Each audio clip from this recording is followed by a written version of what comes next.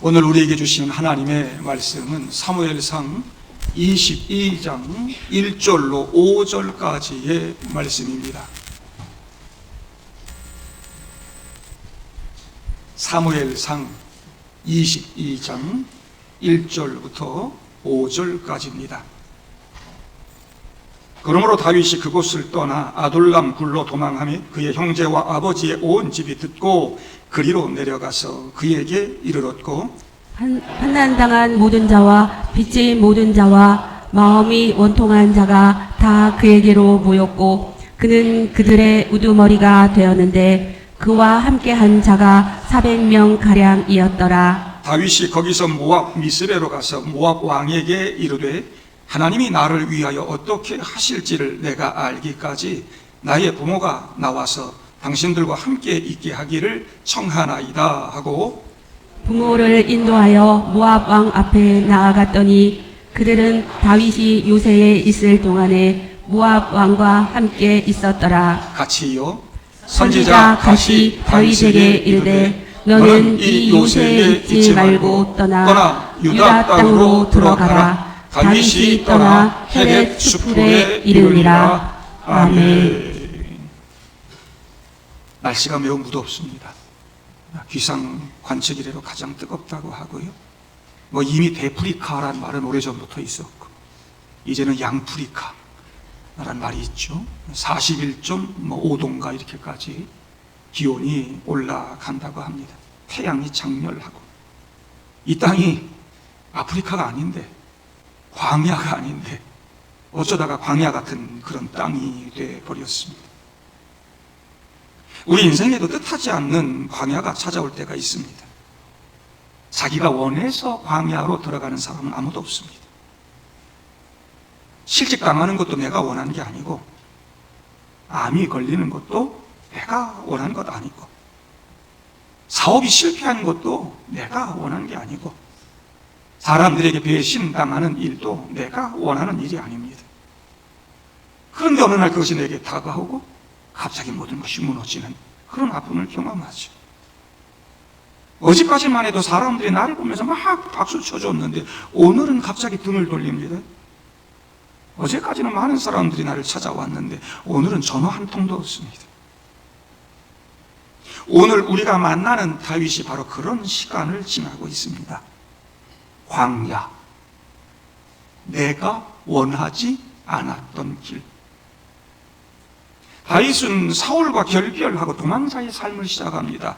왕으로 기름 부음 받은 사람이 화려한 궁궐이 아니라 광야의 유랑 생활을 시작하는 거죠. 성경을 보면 이것이 하나님의 방법인 것 같아요. 우리는 하나님의 약속을 받으면 곧바로 축복이 시작될 거라고 생각하죠. 그러나 하나님은 종종 약속과 성취 사이에 광야를 두십니다.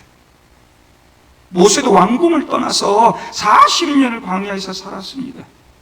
이스라엘도 약속의 땅에 들어가기 전에 광야를 지나야 했습니다. 예수님도 공생애를 시작하시기 전에 먼저 광야에서 시험을 받으셨습니다. 하나님은 늘 그렇게 광야에서 사람을 준비시키시죠. 다윗이 지금 스스로 광야에 들어간 것 아닙니다. 고난 체험 프로그램 참여한 게 아닙니다. 무슨 특별한 훈련 받기 위해 간 게 아니라고요. 살기가 등등한 사울 왕의 추격을 피하여 살아남기 위해 광야로 도망간 것입니다. 그 광야에서 다윗은 왕으로 기름 부음 받은 그의 지위와는 너무나 다른 삶을 보내게 되는 것이죠. 20년 가까운 세월. 우리를 힘들게 하는 그런 광야는 대부분 우리의 선택이 아니라 우리 인생에 들이닥치는 현실입니다. 오늘 본문은 그런 광야 이야기를 하고 있습니다. 하지만 동시에 그 광야에서 하나님 나라가 시작되는 이야기를 그리고 있습니다. 사울 왕에게서 도망친 다윗이 처음 간 곳이 녹당에 있는 하나님의 집 성소였다 말씀했습니다. 다윗은 그곳에서 아히멜렉 제사장 통하여 거룩한 떡 진설병을 얻어먹고 골리앗의 칼도 받아서 광야 도망자에게를 시작하죠. 자기가 물맷돌 하나로 쓰러뜨린 그 골리앗의 칼을 들고 길을 나서면서 다윗에게 이런 하나님의 음성이 들렸을지 모릅니다. 다윗아, 이전에 내가 너를 도왔던 거 기억하지? 잊지 마라. 그때 내가 너와 함께 했듯이 지금도 내가 너와 함께 한다. 내가 함께 같이 간다. 얼마나 힘이 났을까요? 하나님은 언제나 우리와 함께 하시는 분인 줄로 믿습니다. 광야의 길을 걷는다 할지라도 두려워하지 마십시오. 하나님이 나와 함께 하신다. 안타깝게도 그 성소에 도액이라고 하는 자가 있다가 다윗과 제사장 아히멜렉의 일을 다 보게 됐고 이 모든 일을 사울 왕에게 고발함으로 이에 진노한 사울이 아히멜렉을 비롯한 제사장 85명과 제사장 마을의 모든 식솔들 가축들까지 학살하는 끔찍한 사건이 벌어집니다.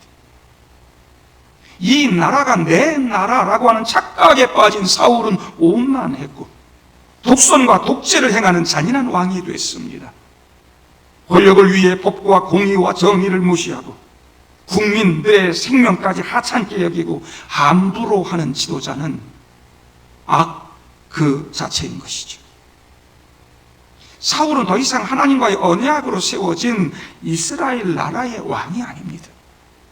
백성들 함부로 하고 백성들 죽이고 피 흘리는 사람은 지도자가 아닙니다. 왕 아닌 것입니다. 실상은 지도자 한 사람이 한 나라와 백성들 힘들게 했지요. 나라에만 이런 일이 벌어지는 게 아닙니다. 가정도, 교회도, 국가도 사람이 하나님 자리에 앉으려고 하면 이런 일들이 얼마든지 일어난다. 가정에서도 독재하려고 하지 마세요. 교회도 마찬가지입니다. 목사가 독재하는 교회는 건강한 교회가 될 수 없습니다. 하나님의 교회가 될 수 없는 것입니다. 국가도 마찬가지입니다. 지도자들을 위해서 우리가 늘 기도해야 되고 가정에서부터 내가 정말 민주적이고 평화를 추구하는 그런 신앙의 삶을 살아야 된다는 거 여러분들 기억하시기를 바랍니다. 이 와중에 다윗이 사울을 피하여 도망한 곳이 블레셋 나라의 가드였습니다. 블레셋에 여러 수도가 있었는데 가드도 수도 역할을 했어요. 아마도 다윗은 이곳이 사울의 힘, 군사력이 미치지 못하는 안전한 곳이라고 판단을 했던 것 같아요. 무명의 지원병으로 이렇게 딱 들어가면 블레셋 군대 조용히 숨어 들어가면 아무도 나를 모르겠지. 얼마나 절박했으면 원수의 나라에까지 갔겠어요. 근데요, 금세 다윗이라는 게 들통이 나버립니다. 그래서 아기스 왕, 가드의 왕이었던 아기스 앞에 끌려가게 되죠. 아기스의 부하들이요, 이 자는요 골리앗을 죽였던 자고요, 이스라엘 백성들이 사울을 죽인 자는 천천히요, 다윗은 만만이라고 노래하던 바로 그 다윗입니다. 그러면서 이들이 뭐라 그러냐면 아기스 왕에게 다윗을 표현하기를 그 땅의 왕이라고 표현합니다. 다윗이 기름 부음 받은 사실을 전혀 알지 못했을 것인데 블레셋 장수들이 그들이 다윗을 그 땅의 왕이라고 부르는 거 놀랍지 않습니까?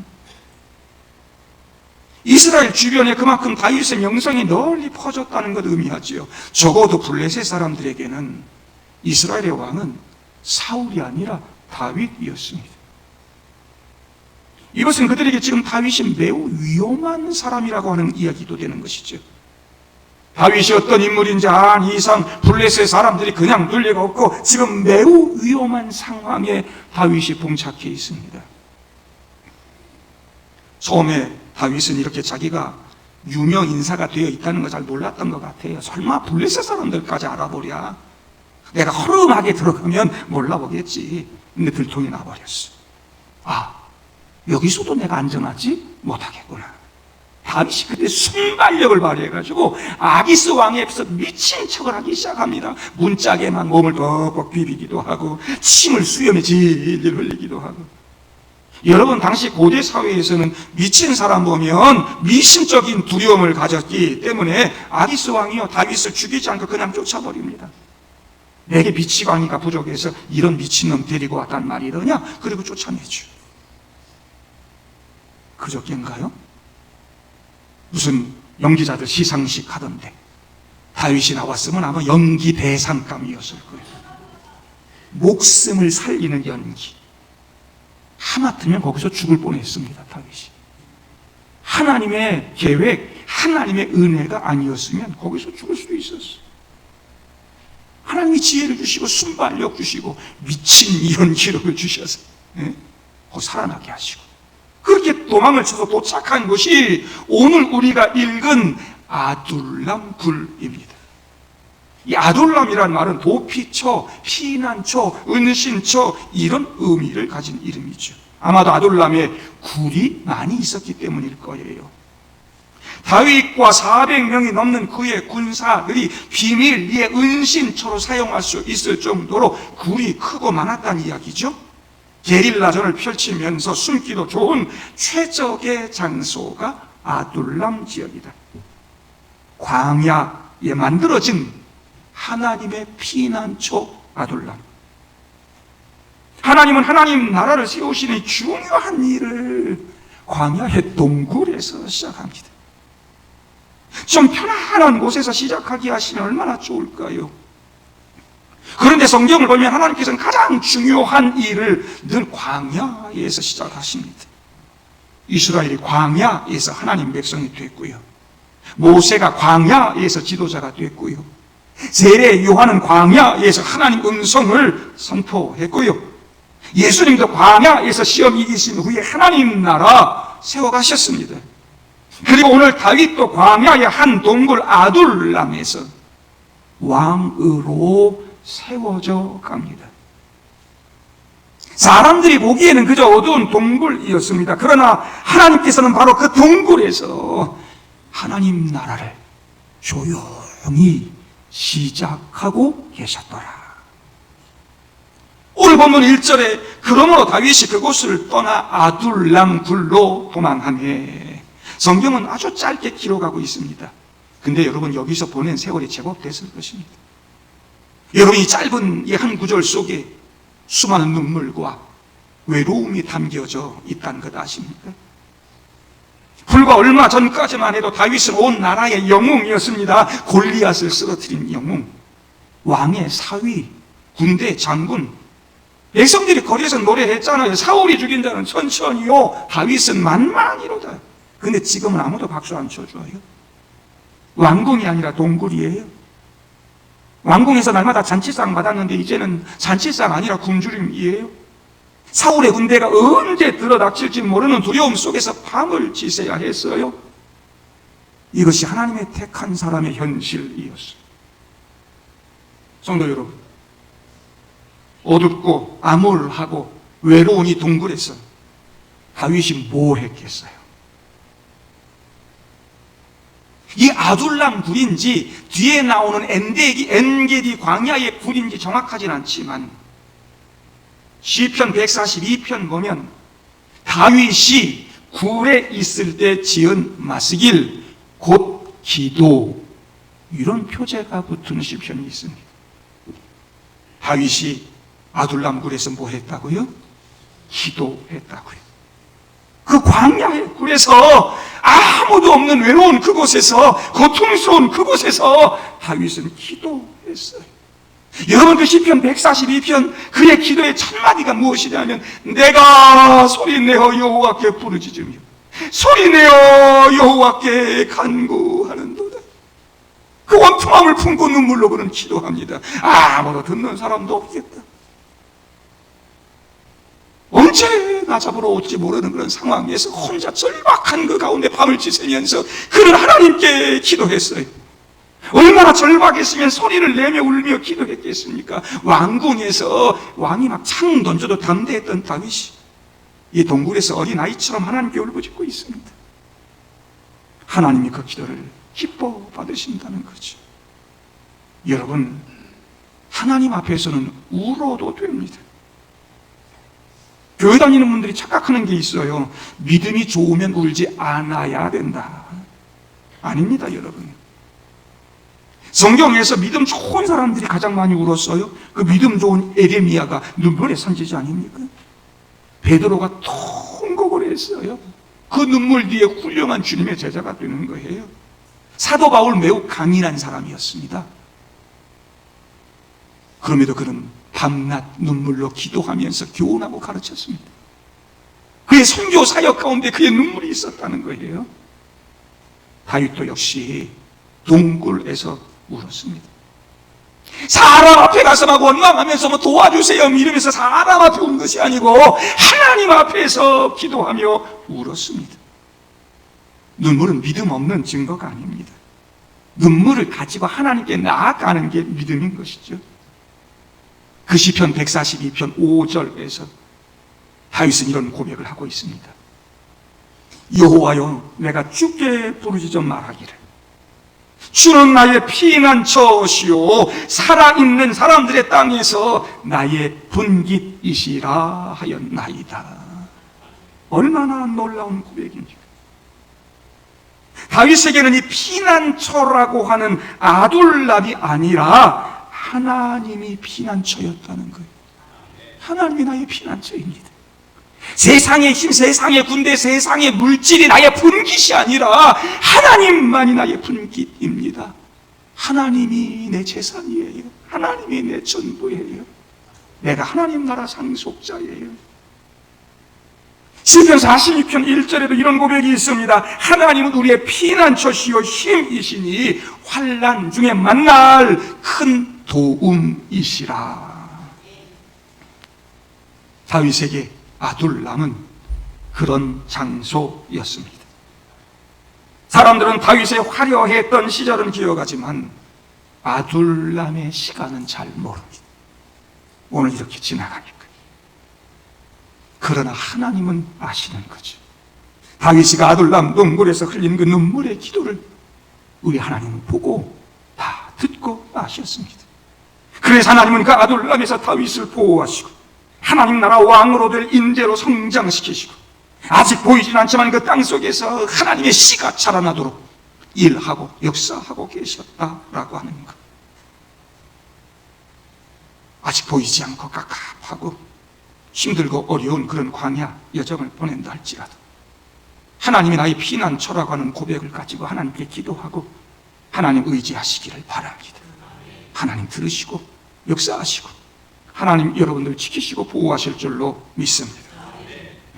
다윗이 아둘람 굴에 와 있다는 소식 듣고는요, 그의 형제들, 아버지의 온 집안 사람들이 다윗에게로 옵니다.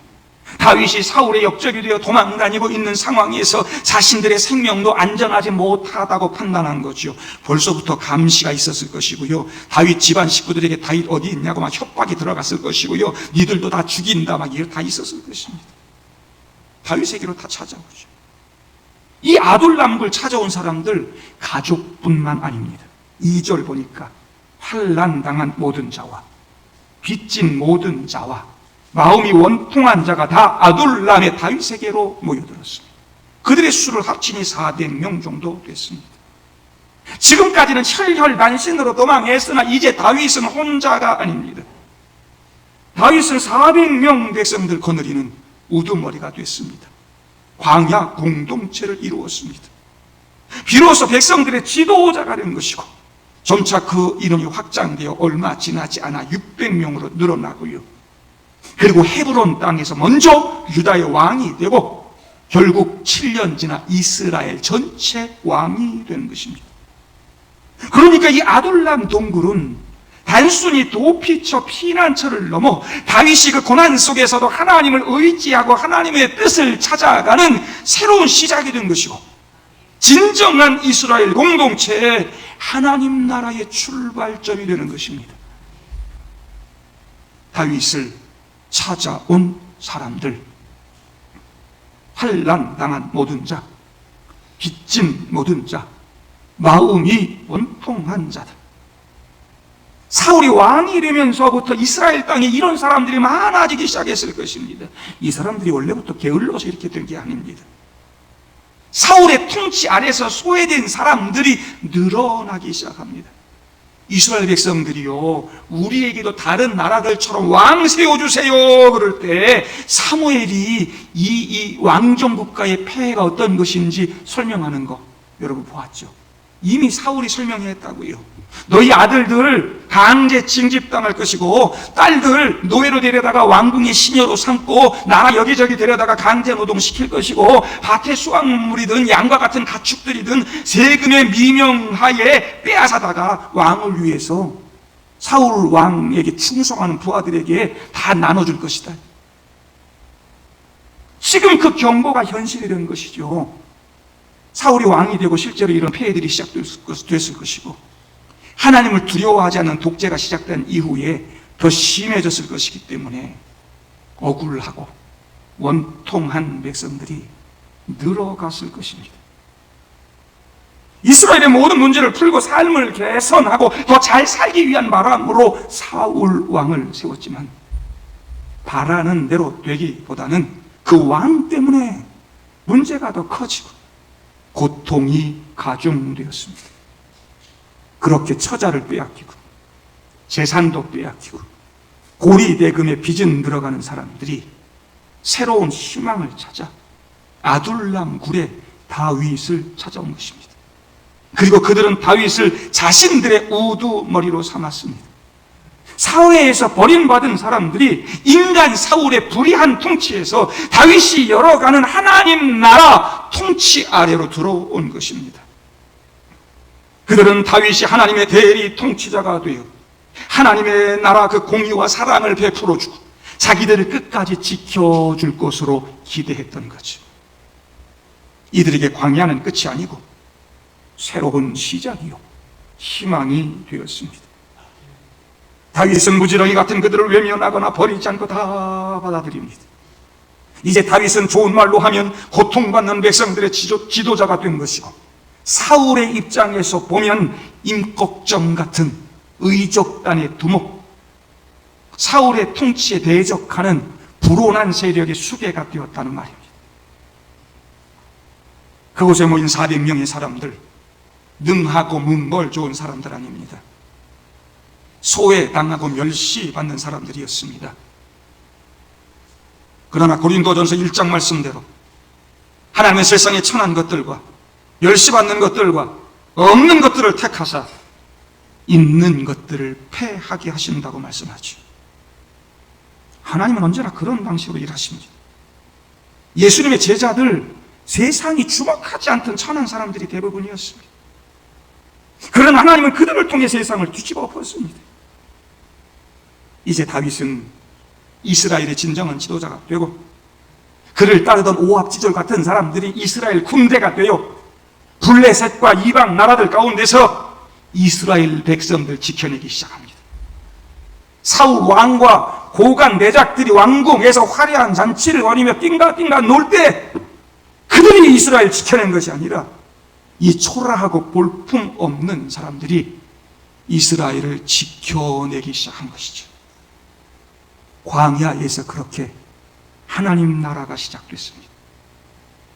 아둘람 굴은 단순히 다윗이 몸을 숨긴 피난처가 아니었습니다.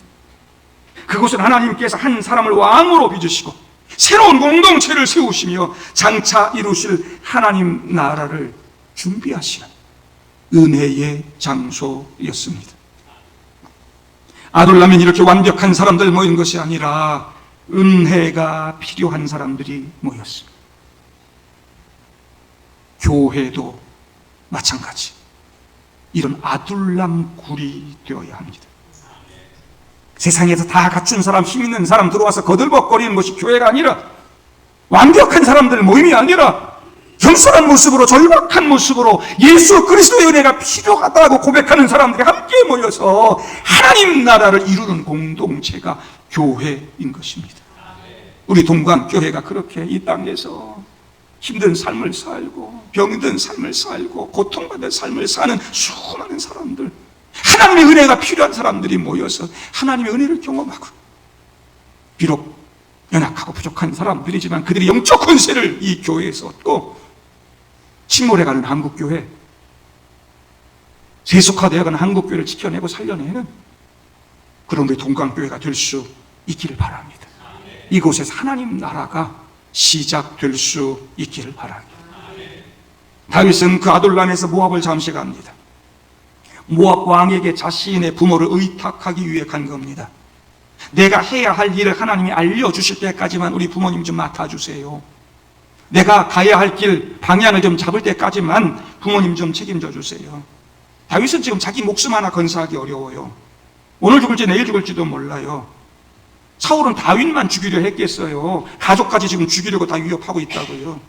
다윗 좀 도왔다고 제사장 85명 그 식구들 다 몰살시킨 게 사울 아닙니까?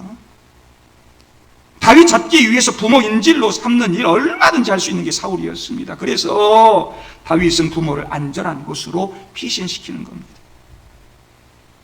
많은 사람들이 내가 나라에 큰일 한다고, 하나님의 큰일 한다고 부모님 잘 돌보지 않고 효도하지 않고 무시하는 사람 많아요. 다윗은 오늘 효도하는 사람이었어요. 부모님 잘 섬길 줄 아는 신앙의 사람이었다고요. 우리들도 부모님 공경할 뿐만 아니라 우리에게 맡겨준 사람들을 소중히 여길 줄 아는 그런 믿음의 사람들 될 수 있기를 바랍니다. 근데 여러분 그런 생각 해봤나요? 왜 하필이면 이방 나라 모압이지? 왜 모압 땅에 갔다가 부모님 맡겼을까?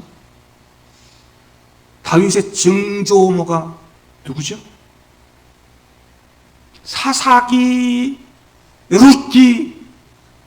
여러분 룻기, 룻. 이 룻이 모압 여인입니다. 모압 여인. 다윗의 이 부모님들이 모압 출신이에요. 모압 사람들과 친척 관계에 있어요. 그러니 아버지, 어머니, 부모님들은 더 가까운 인척 관계죠. 룻. 하나님께서 오래전에 이 한 이방 여인을 구원하시고 언약 백성 안으로 들어오게 하셨습니다. 그 은혜가 훗날 다윗의 가문을 살려낸다 아닙니까? 다윗이 자유로운 마음으로 마음껏 하나님 나라 시작할 수 있는 원동력을 만들어준다 아닙니까?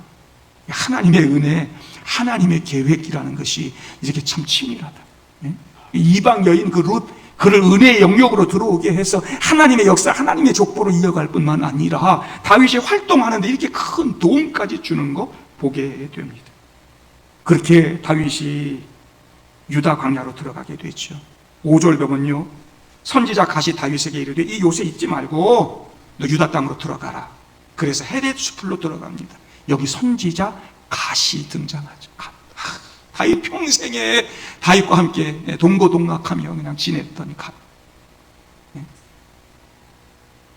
근데 이 갓이 누굽니까? 하나님 말씀을 전한 사람. 다윗이 범죄할 때도 잘못할 때도 와서 지적해주고 하나님의 방향을 가르쳐 주었던 선지자 갓. 여러분 다윗은 이제 어느덧 400명을 거느린 지도자가 됐습니다. 군사력이 생겼습니다. 그런데 다윗이 선지자 갓을 통해 주신 하나님 말씀 순종합니다. 믿음의 사람인 거죠. 여러분 말씀 따라 사는 게 믿음입니다. 다윗이 묻지 않았어요. 거긴 왜요? 여기 아둘람이도 안전한 거 아니에요? 거긴 사울 왕의 군대들이 있어서 위험한데요? 이러지 않았습니다. 하나님 말씀 듣고 순종했습니다. 이것이 훗날 다윗이 위대한 왕이 되는 이유인 것입니다. 이제 다음 주부터 보겠지만 다윗은 끊임없이 하나님께 묻고요, 하나님 말씀 듣고요, 그 말씀에 순종하는 삶을 삽니다. 많은 인간적인 결함이 있었음에도 불구하고 그가 이렇게 위대한 왕이 될 수 있었던 이유는 하나님 말씀에 순종했기 때문입니다.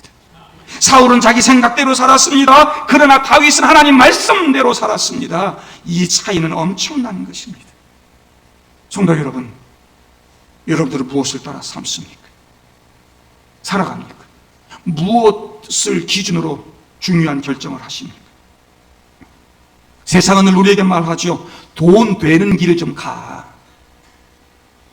안전한 길 가야지. 좀 편안한 길로 가면 안 되냐? 왜 그 고난의 길을 자처하려고 그래? 편안한 길 가라. 근데 하나님 말씀하는 겁니다. 내가 가라고 하는 길을 가라. 믿음은 하나님의 말씀을 신뢰하고 그 길을 걸어가는 삶인 줄로 믿습니다. 사랑하는 성도 여러분, 아둘람은 세상 사람들이 보기에는 실패한 사람들의 집합소였습니다. 왕에게 쫓기는 도망자, 환난을 당한 사람, 빚진 사람, 마음이 원통하고 억울한 사람, 소외당하고 상처 입은 사람들. 그러나 하나님은 그들을 보시며 말씀합니다. 여기가 내가 새로운 나라를 시작하는 곳이다. 훗날 이 400명은 600명이 됩니다. 그리고 다윗의 용사들이 됩니다. 이스라엘 지키는 군대가 됩니다. 마침내 헤브론에서 다윗이 유다 지파의 왕이 되고 예루살렘에서 온 이스라엘의 왕이 될 때 그 끝을 끝까지 지킨 사람들이 바로 이 광야 공동체였습니다.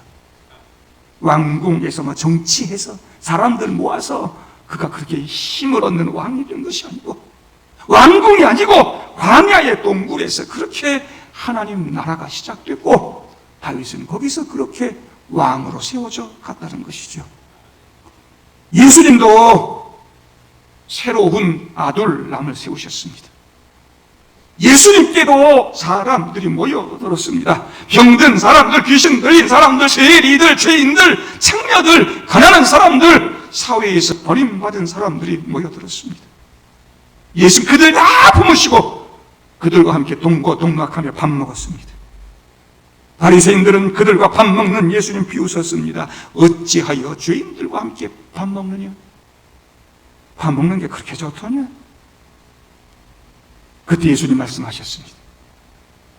건강한 자에게는 의사가 쓸데없고 병든 자에게라야 쓸데있느니라.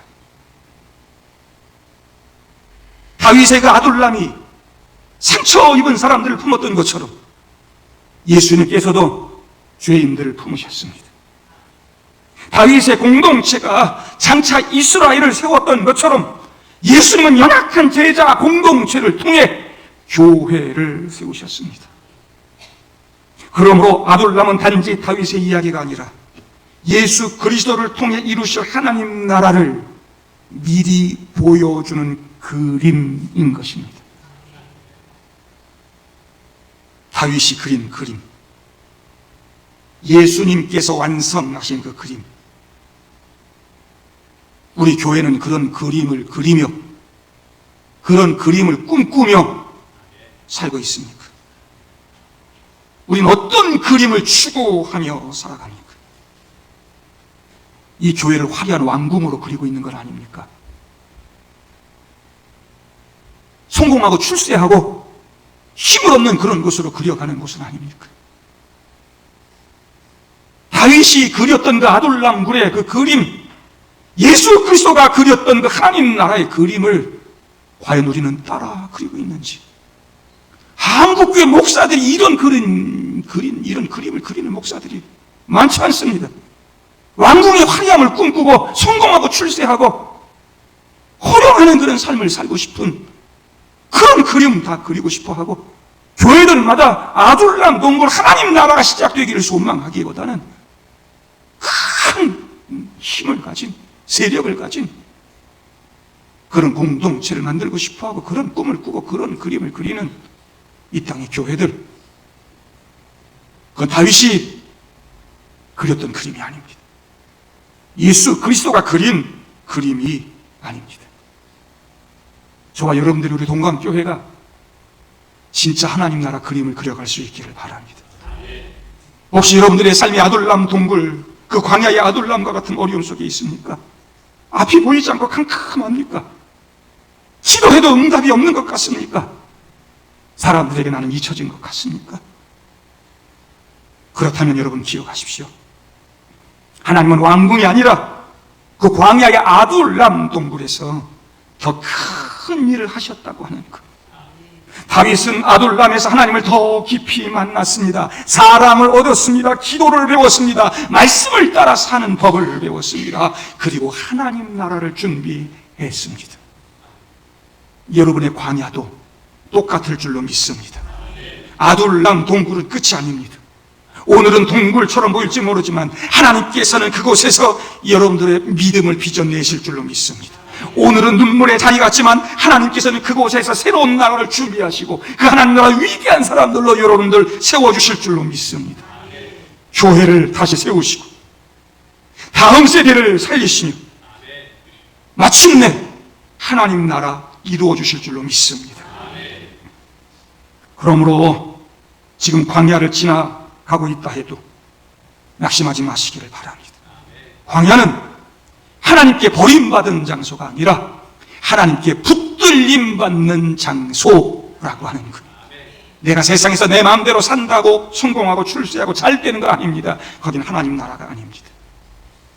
언젠가 우리도 다윗처럼 그렇게 고백할 수 있기를 바라요. 주는 나의 피난처시요 살아있는 사람들의 땅에서 나의 분깃이십니다. 하나님이 나의 재산입니다. 하나님이 나의 성공입니다. 하나님이 나의 출세입니다.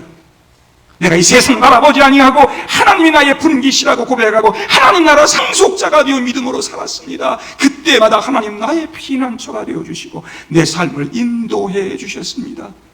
이렇게 고백할 수 있는 저와 여러분들이 되기를 바랍니다. 광야의 아둘람 동굴에서 시작된 그 하나님 나라, 저와 여러분들이 함께 맛보고 함께 이루어갈 수 있기를 주님의 이름으로 축복합니다. 우리 찬양 한 곡 부르고 함께 기도하는 시간을 갖지요.